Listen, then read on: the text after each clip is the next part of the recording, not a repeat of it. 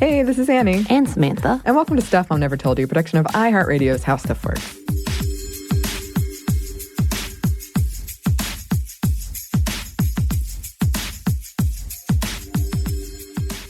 So this is a fun one. Yes. This was an interview we got to do while we were out in L.A. It was the first time we visited the L.A. studios. It was really nice. It was. You got to bond with the dog. It was an emotional journey. It took a long time. I stepped on her. She was mad at me, and I had to gain her trust by pretending like I didn't want her to pet her. Yeah. It was a whole thing. It was. I got to see it all play out. This was on Valentine's Day. It broke my heart. Samantha literally, before we walked in, had said she needed to find a dog to pet. Yeah.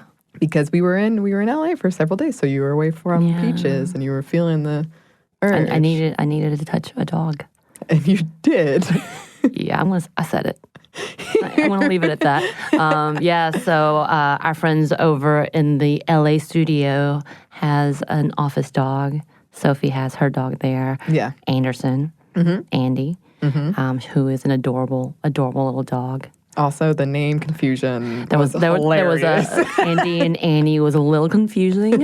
But yes, we got to sit in and take a tour of their beautiful, with two very nice showers in their office, by the way. Yes. I was like, dang, they got a waterfall shower, y'all.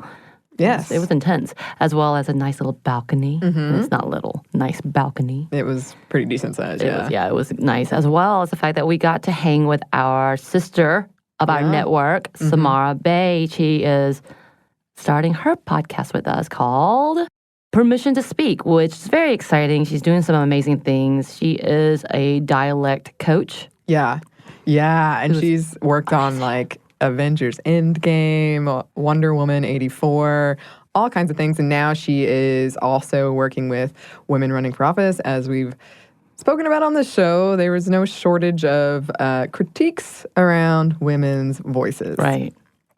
And it is really interesting what she's doing in her podcast, which as you listen to this, I believe will have dropped, for a medium that is about speaking and listening. Right. There really isn't that much out there on that topic. Especially for women, other than being told, you are annoying. Right. And honestly, I didn't think this was going to happen, but I did have a tiny little fear in the back of my brain that we were going to get there and she was going to be like, I listened to your show, here are my notes. I definitely had the moment of she's going to be like, these are the reasons why people think you're annoying, and these are the things that you need to work on. Yes, and she absolutely was a delight. Actually really reaffirming about just finding the things about you that are authentic about you and not picking apart but building up. I mean, she helped us before our panel. Yeah, we had a panel after. We still kind of messed it up a little bit, but... We did. The last thing she said to us was, don't apologize. The first thing I did was apologize. And then I was like, oh, I'm sorry. I did the thing where I apologized. Oh, no. Stop. Yeah, but it went okay. It did. It takes a while to learn those lessons. It was the way you spoke that you were apologizing, not necessarily apologizing. Right. Yeah, which is a gradation of apology, especially for women. Which is what she speaks about. It's just because you didn't say you're sorry doesn't mean you're not apologizing. So another piece of advice. Right. And the panel we were speaking on was about getting angry, and for women, what does that look like, and why do a lot of us, including me, struggle with it? And it was great because she also gave me this wonderful piece of understanding of clarity that I haven't seen a lot of healthy examples of angry women in my life modeled in my specific life, especially when I was younger. And just normalizing that and seeing more and more of that, because then I don't know how to express it very well. I go from 0 to 50. And that's because I don't, there's no examples for me. So that was another wonderful thing I got out of that conversation. As well as podcast voice. Yes. Which is something that I struggled with before I started, and when I first started, where I thought I had to sound a certain way that would be the most likable version of me, but everybody hated that version. Right. Because they could tell I wasn't being me, and they did not like that. Yeah. Which, as we know with women, if you're not authentic, get out. And even if you are sometimes, get out. Yes. But it is changing. And this was a really great conversation that we got to have with Samara, and we're very excited to share it with you. So I guess we'll let past us and past Samara take it away. We have with us a very, very special friend, Samara. Can you introduce yourself for us? My name is Samara Bay. I am based in LA, and I am a dialect coach for TV and film, and also sort of a speech and communication coach for politicians, for entrepreneurs, for anybody, I like to say for anybody who's interested in using their voice to get what they want. How long have you been doing this work? I got an MFA, a master's in acting, in 2006. And I was like dead set on being a Shakespearean actress, like regionally, not even like, I wasn't, I mean, maybe like New York, Shakespeare in the Park would have been great. But I was like, I'm going to make no money and make art and like never have a family and never, I was like, I really like romanticized the nomadic existence. And like, honestly, you know, to all the nerds out there listening, like having a Shakespeare background has had a massive impact on everything else I've done with my life.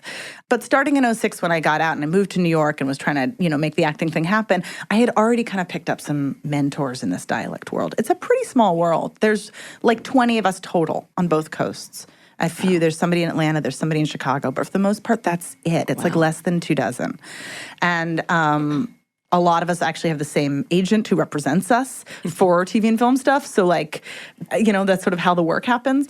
And there was obviously a process over many years, both in New York and here, of me being like, that's a cool side hustle, but like, I'm an actress, thanks. And then over time, I was like, wow, I have a lot more fun actually doing this and, you know, supporting actors and kind of allowing myself to be kind of an anthropologist, sociologist, like just thinking about the ways humans communicate rather than, you know, endlessly trying to fit some type that I was never going to fit.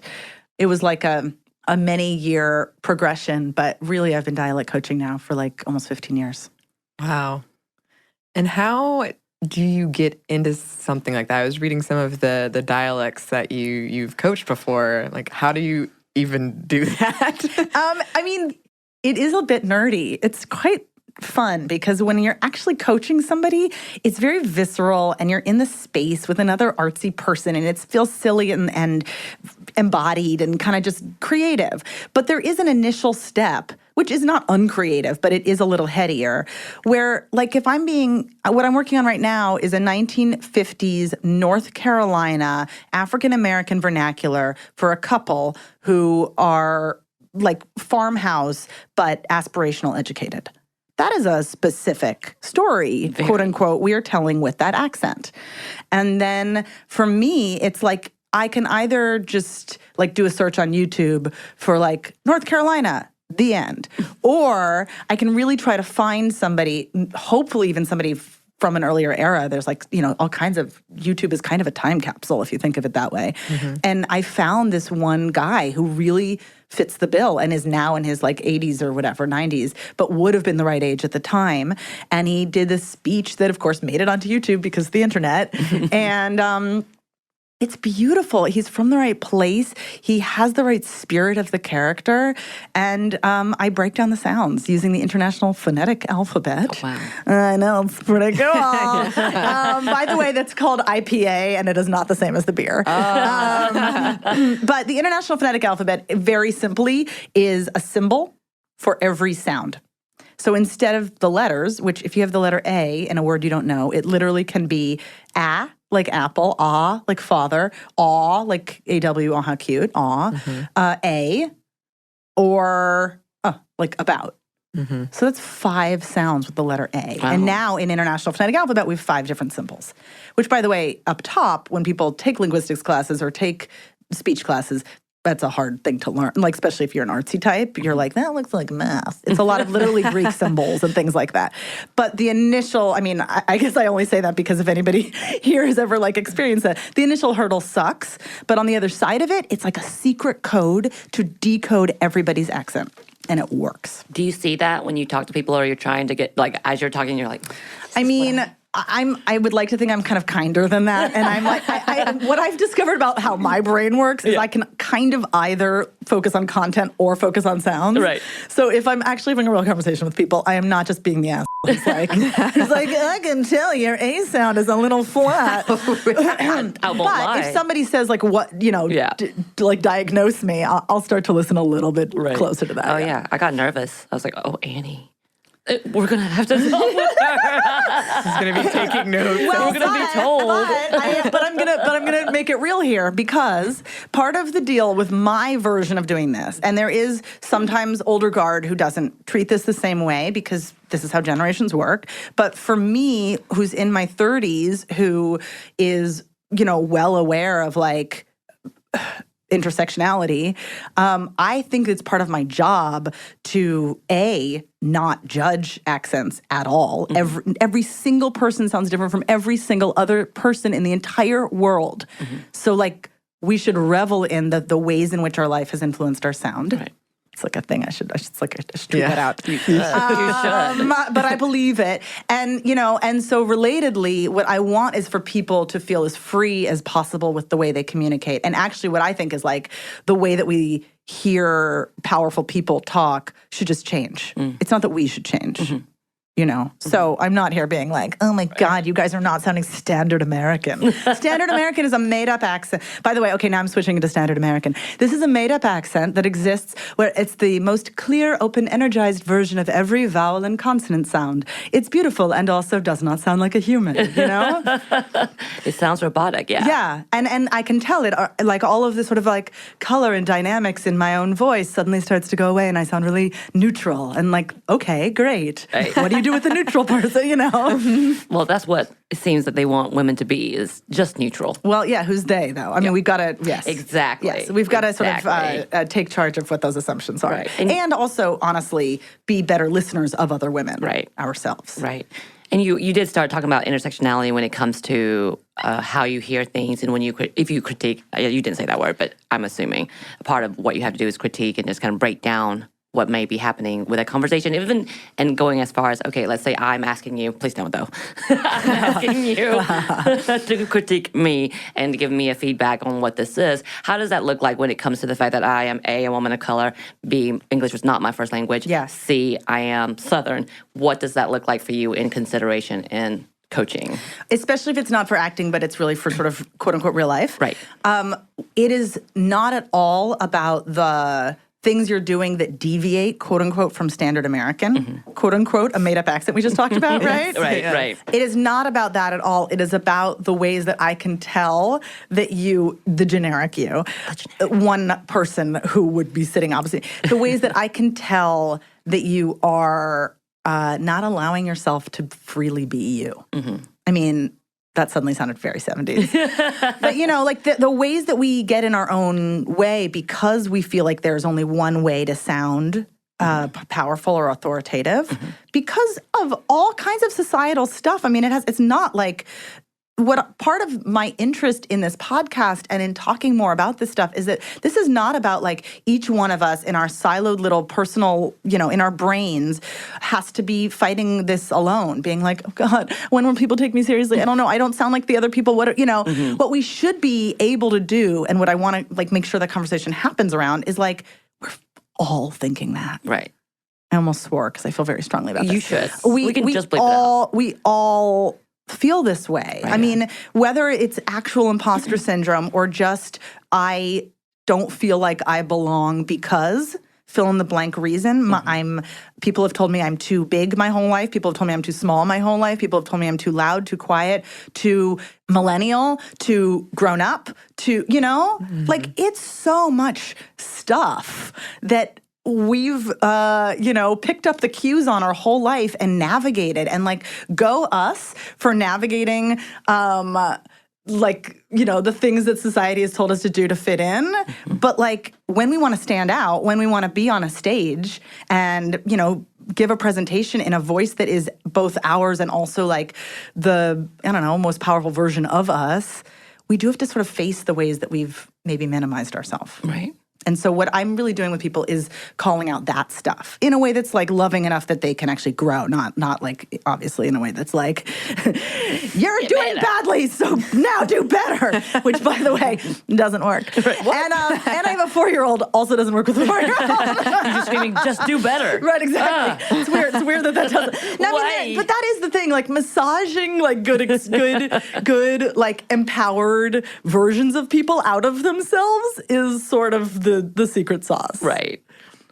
Well, it is really interesting how we have such anxieties around our voices, especially women. And as you were saying earlier, it's a huge anxiety when we have to listen to our own. And I know so many people who can't stand it, like will not do it. And a lot of listeners have written into us and said, how did you find your voice? How did you get comfortable doing what you do? And a lot of times I have to say, I never really did, but I just learned that it's you're the thing that is making the special whatever podcast, you're the thing. And sometimes that's hard to accept, and some days it's easier to do. But do you have any advice for finding that acceptance in yourself? I mean, there's a lot of different approaches, and it is largely based on each individual person's like what if you listening are already thinking like, what do you do when you're having a bad day to make yourself feel better? It's probably the same answer for how to trust your voice more.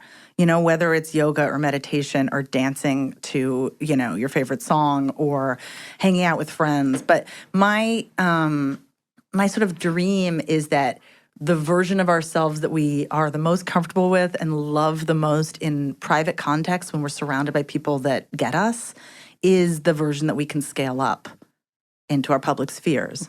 And what that scaling up process looks like is something. It's not nothing. I'm not saying that our private self is exactly appropriate for every public, scenario, but it's probably more close than we kind of tend to think. There's a sense of like formality that I'm kind of obsessed with this idea that we all kind of think the world is more formal than it really is, and that the most powerful people can afford to be less formal. So what is that to kind of play in that land of like, I'm just me, I'm conversational, and now I'm going to talk in front of 400 people instead of 4. And what is that? I might have to be a little louder. I might have to energetically like reach the back of the room, regardless of if I have a mic or not, but just sort of like energy-wise, heart-wise, sort of like Care Bear stare-wise. Yeah.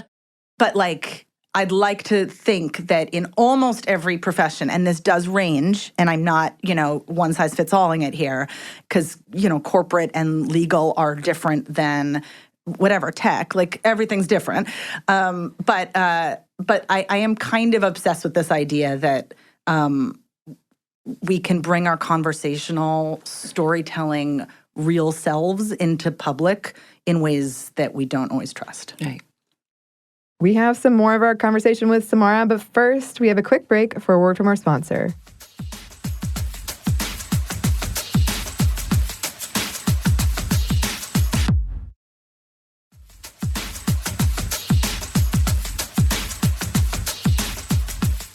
And we're back. Thank you, sponsor. Obviously, you have a goal, you have a mission. And with your mission, we know you're coming with a podcast in our network. Yay, welcome to the family. Oh my God, thank you, guys. Come welcome to the family. It's like a big vocal hug. Yeah. It is. We're so glad you're a part of it. Can you talk to us a little bit about what your show is based on or what your show is about? Yeah, maybe I'll give you the origin story. Okay, so yes. I went to Princeton undergrad. I know, very fancy. But actually, what felt the fanciest was that a year and a half ago, I got a call from some Princeton alumni person saying that they were doing a women's conference back on campus for like 3,000 women, and Justice Sotomayor and Justice Kagan were going to speak at it because they're both alums. Whoa. And would I be interested in doing here's how it was pitched to me, a 50 to 100 person workshop on The Voice as like a little breakout something. And I was like, this is like actors, non-creatives, whatever, just whoever shows up. And they were like, exactly. And I was like, I don't know what that would look like, but absolutely. I can figure that out. And I have to admit that when I got the call, I was in Washington, D.C. for a month coaching Wonder Woman, the new one. Yes. Nice. That hasn't come out yet. And coaching Gal. And I was feeling like, pretty hot shit is the word that I was going to say. And I'm like, how do I say that without swearing? I was feeling pretty good about myself. And so I called it How to Use Your Voice to Get What You Want. And I just started working with women running for office and was sort of interested in what that is, to translate what I do in one industry into kind of all industries, and kind of the patterns that I had noticed across industries from basically women who are more similar than we think, So a week before I flew out for that, I got a automated email that I think went out to all the people who were presenting at that conference that just said how many people had signed up for my 460 people. Oh, dang. And I was like, okay, so my 50-person workshop just got like a whole different, and what I learned from that, first of all, is that I needed to actually figure out what I was going to do. But second of all, that, if that was like a market research on how people feel about needing to use their voice to get what they want, turns out a lot of people need that. And I really was able to make my hour 15 that I had up on that stage be partly me kind of setting up the patterns I have noticed and what I think is true. But also the whole second half really was like a group discussion. I made sure there were microphones in the audience, and I asked people what made you show up? And there were there were 22-year-olds up to 70-year-olds. And it was exclusively women in that room. And the stories that came out were exactly what you'd imagine. There was the 22-year-old who had just started a podcast and was getting trolled for her voice not sounding like listeners think it's supposed to sound like, Right. And then there was a middle-aged woman who was talking about her teenage daughter who was doing Upspeak, and she was like, deathly afraid that her daughter was going to like, quote unquote, not be taken seriously, which I feel like is like a, like a thing for all of us. And then there's this older woman who stood up in the back of the room and she said, I'm the only female board member of fill in the blank massive financial institution, and I can't get a word in edgewise. And I was like, is anyone else here out of, the 400 whatever people in corporate and can speak to anything that works? And people started to stand up and basically say, here's something that worked for me. And I thought that is the magic of what just happened. Like, it wasn't me. I got like such lovely feedback afterwards when people were like, you should do a TED Talk. And I was like, thank you. But actually, I mean, sure, if you're TED and you're asking me, then I'll show up. But no, I mean, I really was like, the magic of what happened was that women across industries, across ages, were sharing best practices on what worked for them. And like, I sort of was like, I don't think this exists. Yeah. Period. Right. So it was really quite shortly after that I started pitching this podcast idea. Because I mean, the in-betweeny thing that happened is that Paul Scheer, who's like a podcasting genius and has like 4 of them, asked me to be on one of them. This is so ridiculous, but he asked me to be on a podcast where he was doing like AFI top 100 movies of all time, 1 episode per movie. And they were breaking up the episodes with like a quote-unquote expert in the middle to talk about something related to the movie. And the movie for me was Sophie's Choice. Oh my goodness. A real upper. And also definitely made when I was like 2. But he wanted to talk about dialect, like what Meryl was doing and how you tell stories with dialect. And I've actually coached Paul, so it was fun to be like, I literally walked out of that podcast studio and I called my mom and I was like, oh man, podcast is like my medium. And she was like, that's what you do with what you learned from the conference. I love that. And so I kind of, So the end of the story is that the podcast is called Permission to Speak. Yes. And it is going to be an interview every week with, I think of it as sort of generally two categories. Either people who are experts on the voice. Like there are social scientists and linguists and speech coaches who coach Hillary Clinton, who coach, corporate people who are like sitting on massive amounts of tips. And can come on and really, sort of throw best ideas into the pot. And then the other massive category is people who would not call themselves quote unquote voice experts, who are just like living life in some industry where either because of a leadership position or because of some bravery, they have a perspective they can share. And I'm sort of excited to bring some people who we think of in the public eye, but we don't necessarily associate with the voice, bring them in and get to kind of talk to them about the stuff that they haven't necessarily talked about in other interviews that is about sort of your public persona. How do we build our public persona in a way that feels authentic? I'm so excited. Oh, thank you. I'm going to be subscribing immediately, taking all the notes. Man, this sounded like such an ad. It's just me being like, this is a thing that I want to do in the world. But yeah, I think you're correct. I haven't heard many things that it's geared to how to use your voice, how to speak, how to find your voice. Right. And also, here's some tips for just in case you are a little nervous or trying something new.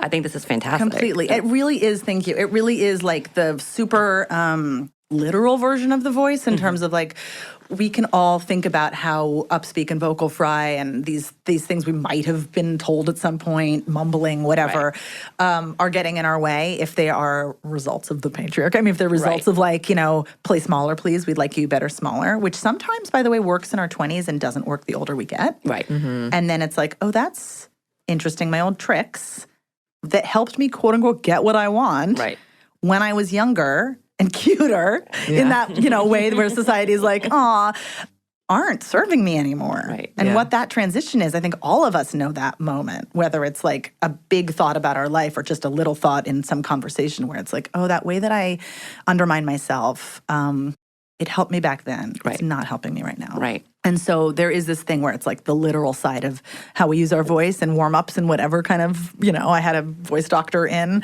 to talk about like literally she does like surgery on people's vocal cords. Like that's, okay, we're going literal on the voice. Yeah. And then there's also just the massive, much more metaphorical thing of like, how do we decide what we care about and how do we talk about it like we care about it? Because sounding like we care in our voice is something most of us have been conditioned away from. Right.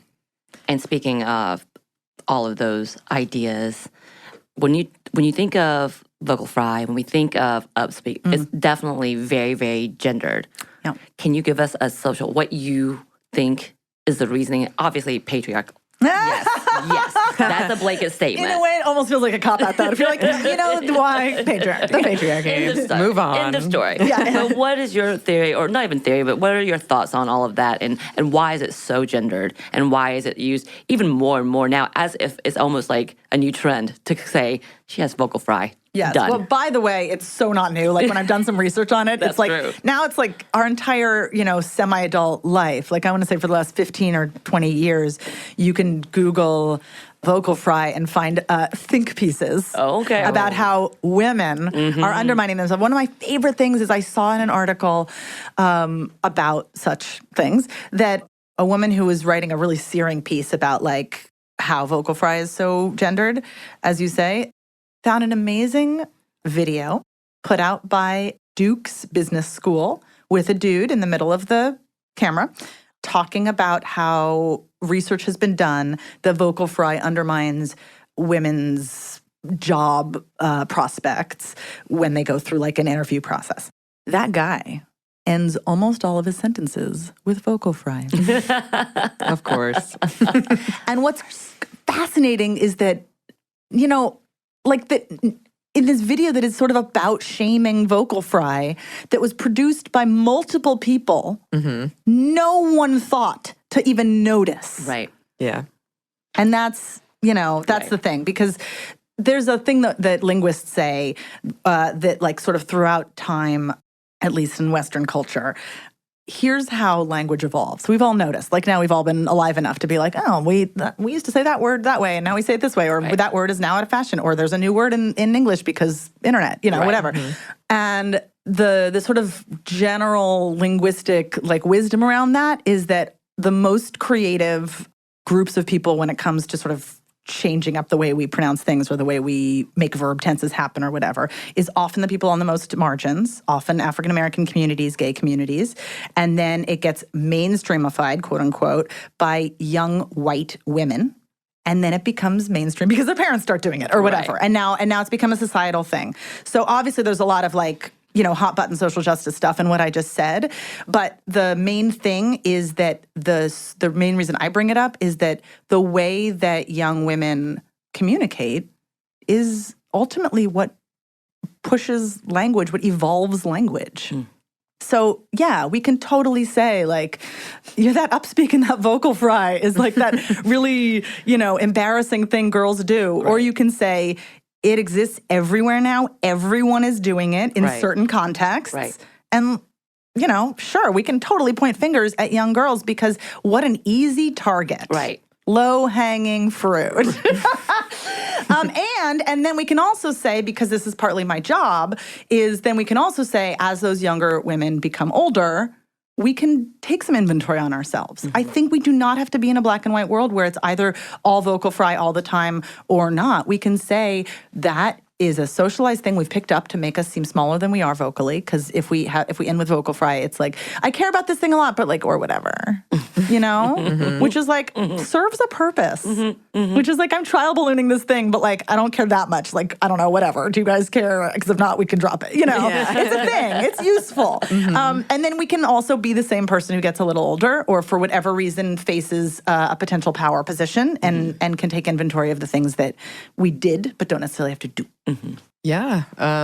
And I guess kind of going off of that, since you've recently gotten into the world of politics and this is a big year, we'll say.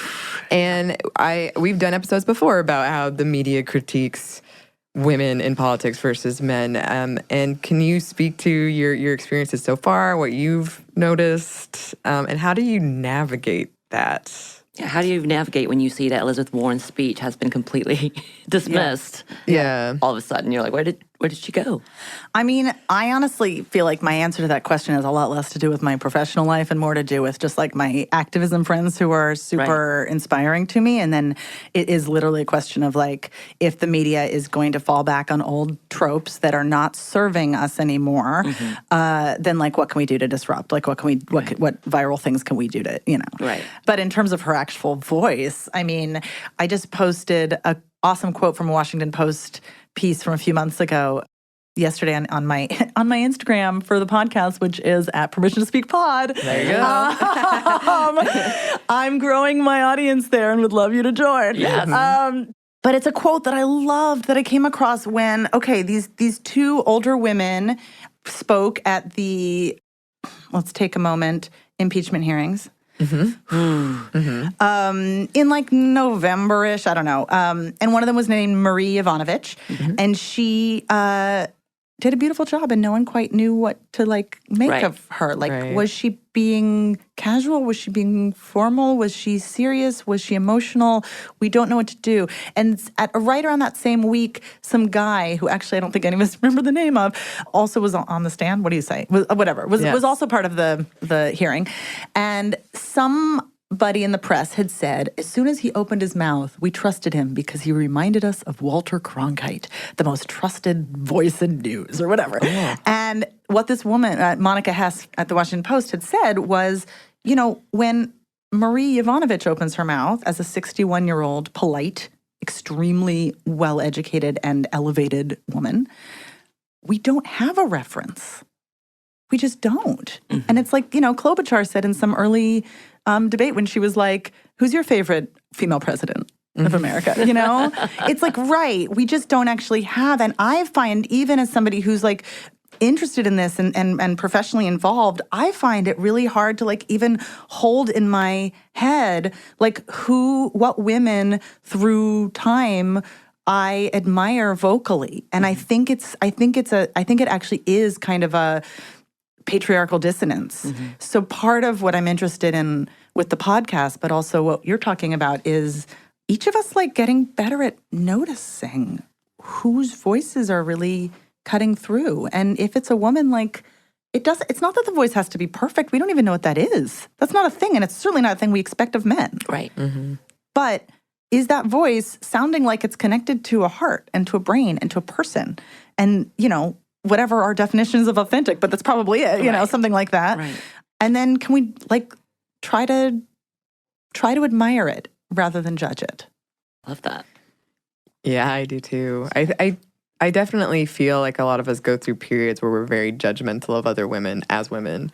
But then when you start to get the brunt of it too, you do mature and you realize what you're doing. And when I hear people say things, I was researching recently how radio frequencies used to just be better. Oh my God. For like lower. It was literally made for men. Exactly. Literally made for men. Exactly. But And then women sounded quote unquote tinny. And it's like, or our technology was not made for us. Right. Yes. And just that whole idea of we're still getting advice based on that technology of how to sound more masculine. Thank you for bringing that up. Exactly. Because I feel like there are moments when I'm like, why me? I'm not like the most, I don't have like 80 billion certifications in the voice. There are people who are like Linklater certified. And, there's a lot of like sort of modalities of vocal work and breath work and stuff. But I've always been more interested in like when our voice hits the air, the real stuff of like what happens when we've been socialized in one way and then we start to become aware of it. And, part of being the sort of young guard in that is being like, that's a lot. That's 100 years of assumptions that no one questioned. Right. And here we are being like, oh, maybe we should just like rewrite the rules on that because somebody who we don't respect made the rules. Right. Right. And it's like technology has changed. Right. The world has changed. But it bothers me when we hear she doesn't sound authentic. I don't trust her. But it's because we're also being told you have to sound this way to be authoritative. Totally. I mean, something I'm really interested in, and that is the other side, if I'm being totally honest, is the other side of being like the new guard, is that I'm always going to like err a little bit on the side of like, like burn it all down. Right. But there are absolutely less safe environments to experiment. Right. And so for me to just, especially, I mean, here's an example. For Black women who've been told that they're angry, for me to come in and be like, be your authentic self, just be out and like that is irresponsible. We have to take into account what feels authentic for us and also what is going to get us the type of pushback in a space that is going to not get us what we want. Right. And then we have to also, as collectively as a society, like change those spaces. Right. And that's, whatever, a three-pronged thing. That's a thing. And but to say, there's this whole thing of meet people where they are when it comes to like inclusion stuff. I want the world to be a place where people can be the loudest, best, most, beloved of themselves, version of themselves in every context. And since that isn't the world we're currently in, we there is a navigating that has to happen. Right. And part of sort of owning our own voice is pushing the boundaries a little bit more, having a sisterhood, doing the same thing, and then like seeing what boundaries over time can get eroded. Right. And this is a conversation about balancing the platform, that not everyone has the same opportunity, like you were saying, that not everyone has that ability to just come up and say something and hope.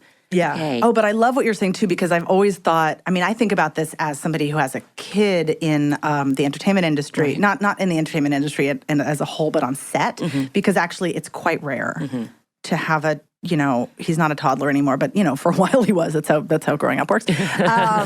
And for a while I was like, wow, I am the only person on these sets, only woman, I should say, on these sets who has a kid. And there would be women who would be like in the hair and makeup trailer who had like 16-year-olds who had taken a lot of time off from that kind of like 12-hour day work and then gone back. But my point is that I find a real, I relish those opportunities when I'm in a slightly power position to sort of model and normalize. Right. And that's the same for anybody in any industry. Right. If you are in a power position and you have what I like to call a non-patriarchal sound of power, you just don't sound like those old, grumpy white guys that we grew up hearing as authority. Use it. And people who are inspiring all of us. Right. I mean, there's all kinds of reasons that Lizzo inspires us, but that is one of them. Right. And, run with the platform you have. I love it. Can you talk a little bit more about being on set as that person and what's that like? Because I know, I mean, it's changing, but a lot of men on sets, and you running out in between, like with hair and makeup, and having that confidence to do it. And just what's your experience? I mean, I will say that my actors always end up calling me some version of like a dialect ninja, which is like quite a compliment because as you can probably tell, my like personality is pretty big in a space, but on set I really do minimize it. I really am trying to just be of use to the production. But yeah, it's not the red carpet side of Hollywood, but the production side, which is the word that we all use to mean like all those people who show up for 12-hour days, 13, 14-hour days and are union and are mostly, it's like Teamsters and a lot of like skilled laborers in like who are brilliant at holding a microphone called a boom over people's heads at just the right height that like they pick up the sound, but not the right height that the boom gets in the shot. Like that, it's a skill. But by and large, and I'm working on a show right now that is the show content itself is all about racial tension. And yet the crew is almost exclusively white. Wow. Almost exclusively male. Wow. And the few of us who aren't, like, are serious solidarity allegiances. And, like, the allegiance is not just like, hey, I'm taking care of you. The allegiance is also, we've had quiet conversations about how weird it is when, like, you're in a context like that where the power structure is so totally obvious and, like, ugh. So, yeah, I mean, and the problem is, and I'm not really just, like, painting like white men as the problem in general. I'm actually saying specifically that I've noticed myself surrounded. I hope none of them are going to listen to this, but I'm assuming they're not. I've noticed a huge amount of like nobody in these guys' lives has ever shown them their privilege or pushed them to be better. Right. And there are little ways in which I do because I'm like, I mean, I guess I have the obligation because I'm here. Right. And I call them on stuff, which makes me a real fun feminist killjoy. Hashtag feminist killjoy. And I've gotten a lot of like, can you take a jokes because of it? Oh my God. Yeah. Yeah, funny ones. But, it is also just demoralizing. I mean, sometimes I'm not up for calling people on stuff. I'm more just like listening to people saying things that are depressing and like micro. They're micro. So it's not like, fireable offenses. It's just like, wow, you have no idea that every woman who, is directing or who's in a power position, you don't like for some weird reason. Right. That is odd, huh? What could it be? So, yeah, I mean, that's the part of Hollywood that doesn't get discussed that much because we often are talking about power people and the, like, sort of schlubby white dude archetype that I'm talking about would not consider themselves power people. Right. They are only powerful in so much as they are taking jobs from people who might be a better influence on a set. Right. I don't know who the women are who do a lot of those jobs because I haven't met them. Right. Actually, Anney and I were talking about that because I met a woman in Atlanta because, we have a lot of oh film my God. coming through. Yes, I've coached some Marvel stuff from afar, but no one has ever flown me in. So I don't know what's up. I've never been to Atlanta, you guys. You got to come to Atlanta. Come on. You a good time. Yeah. So I hear. All the good times. But yeah, one of the things that I had met was a woman who was a part of the construction and sets and such. Amazing. And she was a painter, and I asked her, I was like, wait, so how many women do you work with? And we were talking about this because it's just so hard sometimes to get out of that trope of the idea of misogyny and the patriarch really teaching you about coming together to support women as opposed to competing with women. So when I was talking with her and I asked her how many women are a part of this, she's like, I'm one of 3 of this giant, massive crew. But she's like, but it's cool. They like me. I'm not one of those girls type of situations. And I kind of just stared at her. And I was trying not to make a face because I was really interested because I was hoping maybe we could make this an episode. And then she talked about the fact that the main crew or the main hot person who hires never hired women until the last 2 years. And she was so proud that she was one of the few women. And that kind of trope, because she didn't think of that outside of that because she made it in. Yeah. As opposed to, I also think of men who just recognize this is normal. Yeah. I like normal. Yeah. Like, I can complain about I'm not as good as this, but I'm here. So, yeah, why not? It makes you think about how, like, every industry has its own, like, evolution around. Right. I mean, the word parody came to mind. Obviously, we're talking about so far from parody, but yeah. But, like, because Because we think about some of the professions like law as being also like super strong on the man side in like the 70s, and there was like reckonings and that, but now we're talking about, whatever, 40 years later or 50 years later, and it's happening in other industries as though it's new, and it is, I guess, in that industry. And so then I feel like what happened in stuff like law, and I'm mostly basing this on my mom's experience having gone to law school and been like one of 3 women out of a class of like 500 or something like that.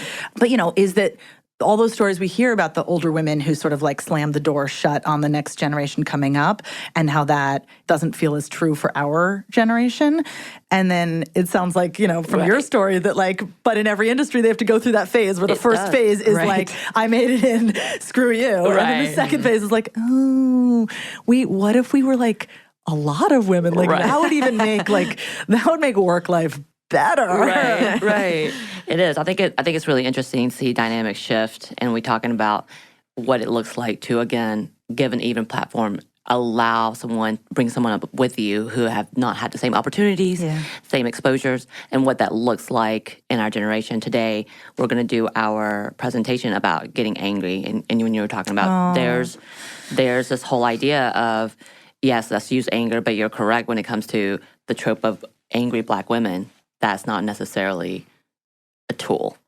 It is more of a weapon against them, and it definitely is marked against them. And so that conversation of what does it look like when we can take all of these different things that we see as negatives and or all of these different blockages in our way, whether it's our voices or the way we speak, our accents, even any of those things, as well as our feelings, our emotions, our daily battles in our career, whatever, whatnot. What does it look like when we actually can come forward and use that as a power tool for us to speak on behalf of whatever needs to be spoken about and what we're passionate about. When we're in positions where we feel scared, like literally our nervous system is just like, I don't feel safe, we, men, women, everybody, turns into the most generic version of ourselves. And vocally what that means is we use as little pitch as possible.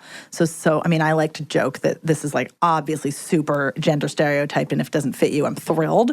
But the sort of massive, parody version of it is that in uncomfortable situations, women go to nice and men go to cool. And what that means vocally is that women go up and stay in a very narrow pitch range. So it's like, I call it our Starbucks voice, where it's like, oh my God, no, it's totally okay. Or, I'm so sorry, the soy milk is out. Yeah. Right. Oh my God, no one uses soy milk anymore now. It's oat milk all the time. Anyway. Delicious.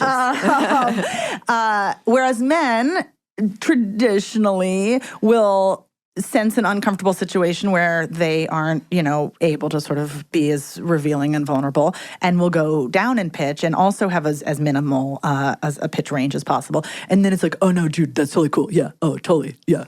Bro, yo, what's up? Right? And we laugh because this is like so recognizable. Well, I just love your accent, your impression. That was phenomenal. That's what I'm enjoying. But the point of it is that the opposite is the opposite. Right. So when both men and women have more of a sense of freedom of going up high when it's like, oh my God, and then going down low when it's like, but anyway, whatever. Like I don't mean like outside of the range of normal. We're not talking about like so extreme that we feel like we're clowns. But I am saying that all of us have so much more vocal range to share the actual thought that we're sharing than we sometimes use in uncomfortable situations. Right. And part of my work is like sort of helping people take that leap into acting like they're in a more comfortable situation than they are. Right. And anger is totally one of those things that can be, weaponized was the word I was about to use. That's definitely violent, but it can be weaponized if we're using it as like not something that shuts us down because we feel shamey about it, but rather something that, opens us up. And often the solution, regardless of what we look like, is about connecting that anger to a group injustice rather than something that I haven't processed yet that's making me mad. Right. That's the kind of anger that will almost never serve any of us publicly. Right. It's a place we can go through. And, women, I don't know. I read Good and Mad by Rebecca Traister, which was an amazing book. Yeah. And also Rage Becomes Her by Soraya Chemaly, who I'm going to have on my pod in a few ways. But yeah, I mean, obviously, like unprocessed anger, fine. But also, God, women are never taught how to be angry in a healthy way. Right. So part of the process, whether we're actually weaponizing it, quote unquote, for a public talk or just like having the feelings, is to just actually let ourselves. Right. Like, what is it to have healthy anger? Right. Question mark. Yeah. Dot, dot, dot. Delightful. know. Let's find out. Let's break some dishes together. We have a little bit more in this conversation, but first we have one more quick break for a word from our sponsor.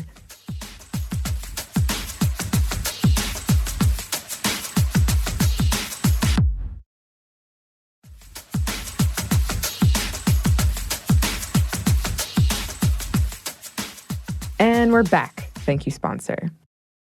There's this common thread coming out through all of this is that we just need to see more women in doing things. Oh my God, it's so true.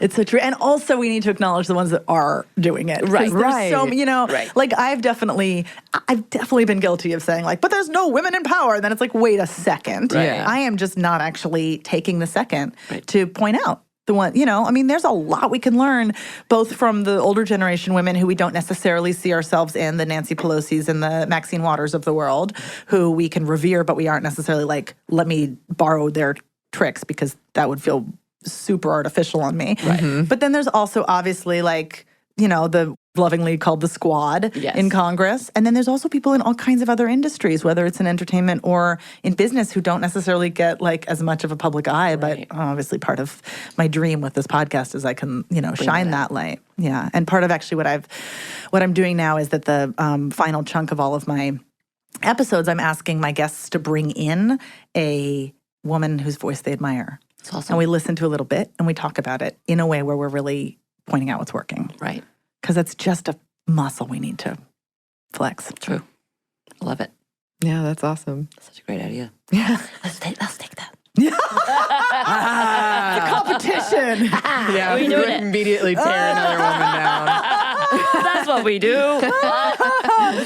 Worst feminists. Yes.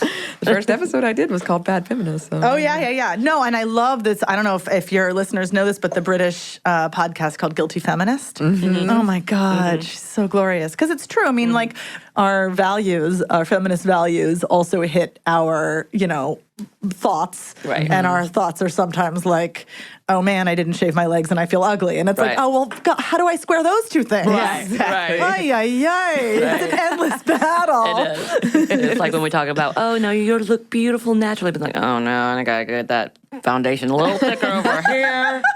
Yeah. Yep. But we're in it together. Yes. That's what matters. We are. So for our listeners, where can they find you? My podcast, Permission to Speak, which I've, obviously been hawking here like aggressively. No, I'm just such a nerd. I can't not talk about this stuff. Love it. Anyway, is weekly on Wednesdays.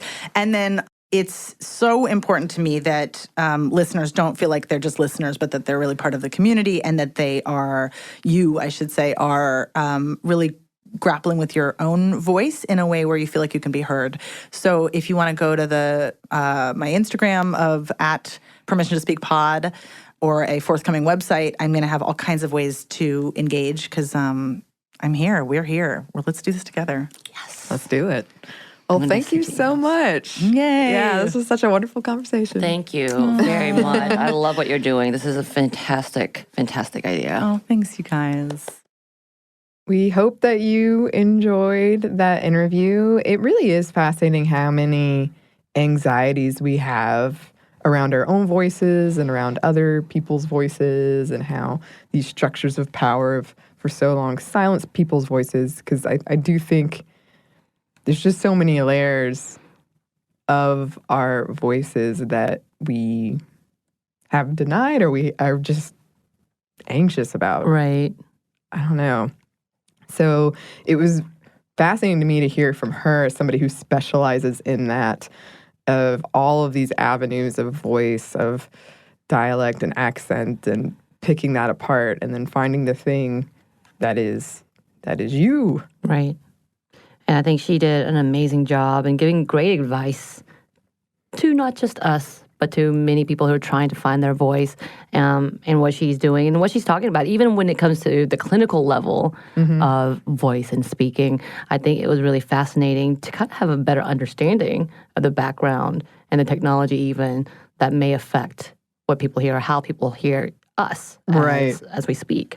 Right. That was one of the things I didn't know, that our technology was essentially, I should have, essentially just made for men, and it made women's voices all tinny. And anyway, the times have changed, but one of the things she said that I loved the most was we need to change the way we think and judge other people's voices, and specifically women's voices. Right. So go check out her podcast, Permission to Speak. And if you would like to email us, you can. Our email is stuffmediamomstuff@iheartmedia.com. You can also find us on Twitter @momstuffpodcast or on Instagram @stuffmomnevertoldyou. Thanks as always to our super producer, Andrew Howard, and guest super producer, Dan. I don't know your last name, Dan, but you were a delight. You were a delight, and you gave us wonderful food advice that we took up. It was very delicious. It was very delicious. Thank you. And thanks to you listeners for listening. Stuff Mom Never Told You is a production of iHeartRadio's How Stuff Works. For more podcasts from iHeartRadio, visit the iHeartRadio app, Apple Podcasts, or wherever you listen to your favorite shows.